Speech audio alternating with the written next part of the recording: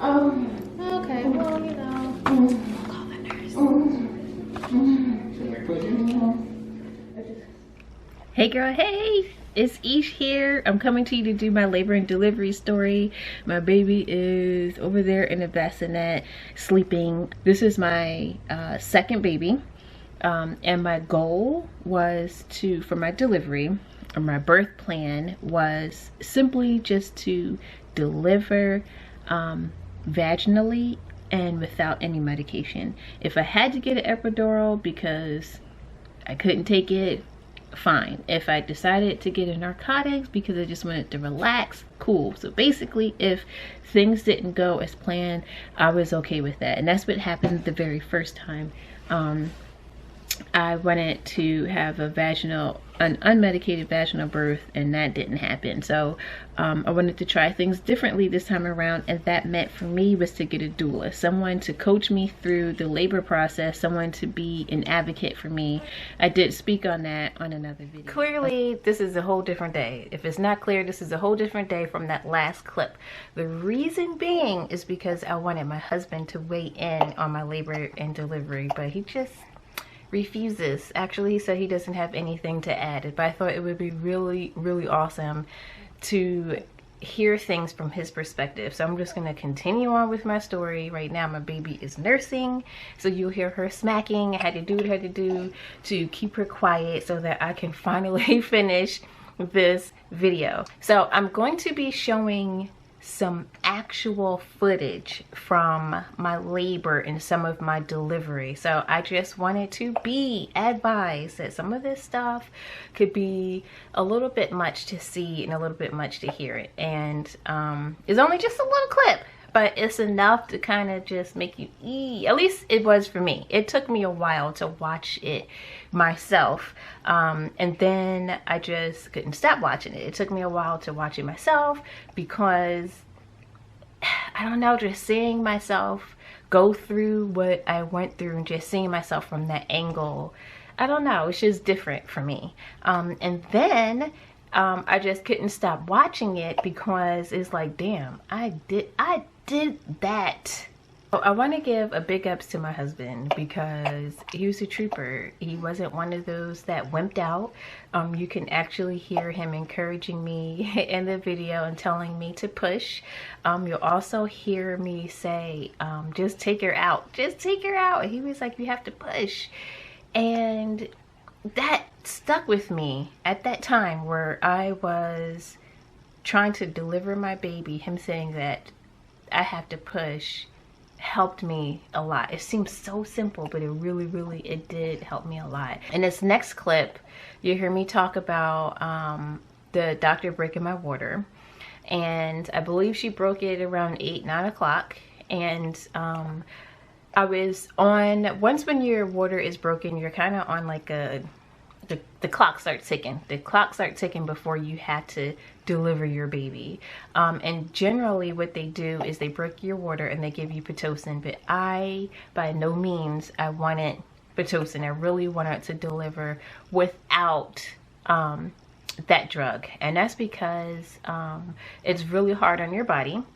I experienced that with my first birth. So I read about it, I heard about it, I experienced it, and I was like, I want to avoid that. So she gave me until noon, until lunchtime, because she was still working in the regular office. She was like, I'll break your water, I'll give you until noon.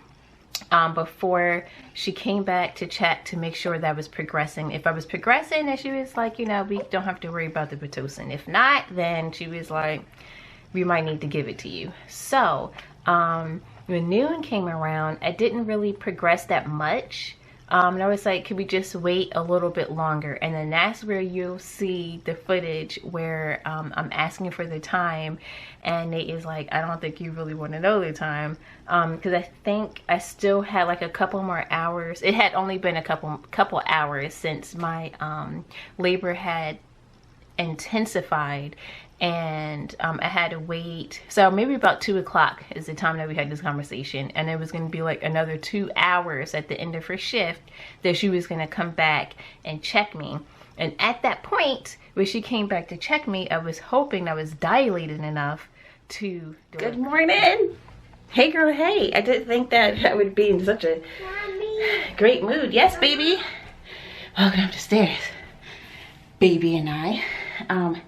It is approximately 6:30 in the morning. Today is delivery day. Just getting out the shower. Child, I just walked up them stairs. Give me a minute. I can't be on here long because I have to go. My doula. Hey Google, what time is it? Hey Google, what time is it? It's 6:24 a.m. And by the way, if you're ever feeling Okay, Google, cancel. So I need to don't be mocking me. I need to get ready to go downstairs. I just need to put my shoes on, which is downstairs. I'm actually ready. I can't believe it. See you guys at the hospital. Hey, we're recording. You're right. With the vlogging and him. You're right. Hi. Yeah, see? Don't act like this. Okay, so we are at the hospital. Clearly, I am in the hospital gown, and we are. Do you know what time she broke my water? Around about? So it's been about 2.5 hours since my water has been broken. Let me introduce you to the people in the room. This is Miss Fantasia, my doula. She's making me do squats. Yes, of course. And of course, my baby daddy. Say hey to the people. Hey to the people. So, as of right now, they have me on the fetal monitor for 20 minutes every hour, and we just got finished being monitored and pacing back and forth in the room because, you know, this is a pandemic. I can't go anywhere, and this is as far as I can go, back and forth. I'm okay with that. I think I'm okay with that. I've had a few contractions. I had a few contractions that were, you know, had to kind of sit through, but we still have a couple hours before the doctor comes in and see how much I have progressed, and hopefully she's satisfied with it because I'm trying to hold off on Pitocin. Now I need Vaseline, my mouth is dry. Sorry. I'm so sorry. She was my bad. You're fine. I was just laying. I have not seen the cord. But you have two of us. We can devo you. That way you have the cord that's long enough. You just can't really walk. Oh.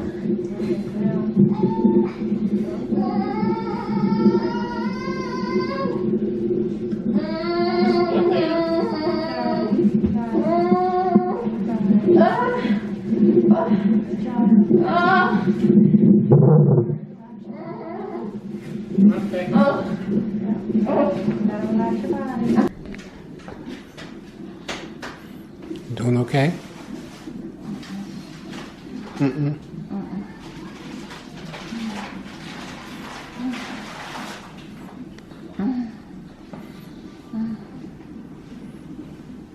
You want to say something to the people?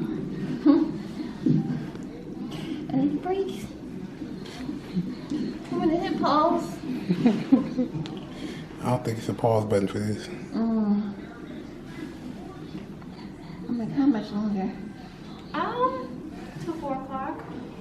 Unless you feel like you gotta push, you know? What time is it? Do you want to know the time really? Yeah, I don't think you want no time. This next clip, you'll see me like having contractions and just going through my process and finding my rhythm to work through it. I felt like it was working through me. Like, girl, I mean, after watching this again, I was like, yeah, there's no way in hell I'm doing this shit again. It was really, really trying. I mean, I did squats, I walked around in my room, we got in the shower where I got in the shower at one point. to try to just find different ways to help me get through the contractions. We did the peanut ball between my legs. That actually was comforting. I tried laying down. I tried standing up. I did everything. And in the end, the bear hugging that you see me doing with Nate, it's actually supposed to be like a slow dance. But because of how tall he is, it wound up kind of just being like a bear hug. So that's why I kind of like buried my face in his chest, and I was squeezing the life out of him, which he was able to take. Because at one point I think I dug my nails into his back or his skin, or grabbed his skin or something like that, when I was like really working through my contractions. So for the most part, Nate was the one that was helping me to get through those really tough times. And then you can see at the end of the clip where my doula was like, oh, that's it, where she went to go call the nurse and the nurse walked in, is because with every contraction at that point, it was amniotic fluid was coming out. And so you can see her with this little, what I call blue pad. She was putting it on the bed and she was putting it on the floor because things was getting really real. And at first I was, you know, it was just leaking a little bit, and I was like, oh, I got a little bit leaking out. But as them contractions really starting hitting, I didn't give a damn about it leaking on the floor, down my leg. I really didn't care. Okay, well, you know, I'll call the nurse.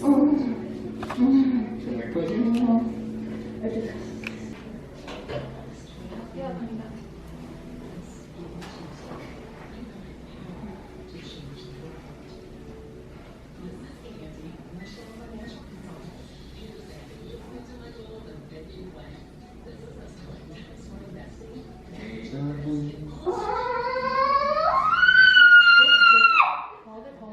hold it, not scream. Bring her down. Whoop, that's actually a good sign. So, what's happening? Oh, good. I was about to call you. Good pressure? Yeah. And this next clip, the clip of me actually delivering my baby, at first I actually didn't want to push. I remember hearing my doula say in one of our many meetings that you have to give in to the pain. So give in to the contractions and don't hold back, and just, you know, squat and let your pelvis open. Or when you're pushing, you got to push into the pain. I didn't want to push because I didn't want to give in to the pain. I tried different positions. Nate said at one point I tried pushing with my leg closed. It wasn't closed, but I didn't open it wide enough. And then eventually when I gave in, because I tried pushing with the, what do you call it? I tried pushing with the birthing bar. That didn't work. I tried pushing on all fours while on the bed. That wasn't really working. I tried to position my legs what was comfortable when I was on my back. That didn't work. They were telling me what to do and I didn't want to do it. And when I finally gave in and did what they told me to do, which was like, it felt like put my feet back by my damn ears, it worked. It actually worked, and I was able to deliver my baby. Check it out. Open your eyes. Ah! She's a big chick. Yeah. There we go. Almost. Yeah, push. There you go. Open your eyes, Mama. There she goes. There she is. Right in there.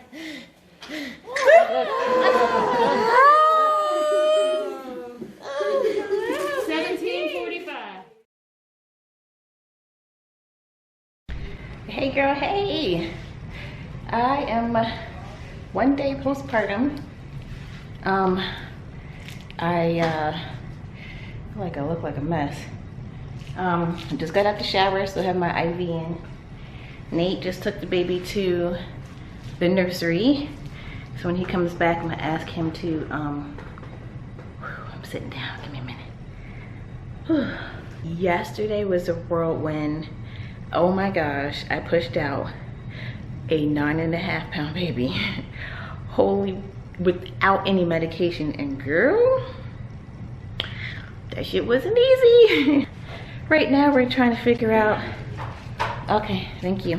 Right now we're waiting for my OB to come through to see if we can get discharged today. If it'll be today or tomorrow morning. I think it'll be tomorrow morning. And my father here is here to see the baby. I would say visiting. What? Why I gotta be the last thing you do for me? I didn't want it. I want the apple juice. Anyway, he's leaving out tomorrow. And he will possibly be leaving out without seeing the baby. So I was trying to see if I can get home today. I'm already working off of not a lot of sleep. I slept for an hour last night and an hour and a half this morning and holding pretty gosh damn strong. I should be, after I eat lunch, maybe I'll go to sleep. I'm not sleepy. Oh, my pelvic floor, trashed. Oh my gosh. So I'm having a hard time getting up. It's the moving of my legs, like lifting my legs up in and out the bed. It takes me a good 5 minutes to do so. So I've been trying to walk around and I guess strengthen my muscles. That pretty much sums up my labor and delivery video. Like I said in that last clip, my pelvic floor was jacked up for a couple weeks. It really hurt, and it hurt a lot the first couple days in the hospital, but eventually I recovered. I'm perfectly fine, thank God. I hope that you can appreciate this video. Like I said, it is kind of vulnerable. It's like it's a different state that I've never been in before, and I'm sharing it with you guys. So again, I appreciate if you go ahead and give this video a thumbs up. It can help other moms that's out there. I'm gonna wrap this up. I'm gonna go ahead and put my baby down to sleep, and until you see me again, many blessings to you. Peace.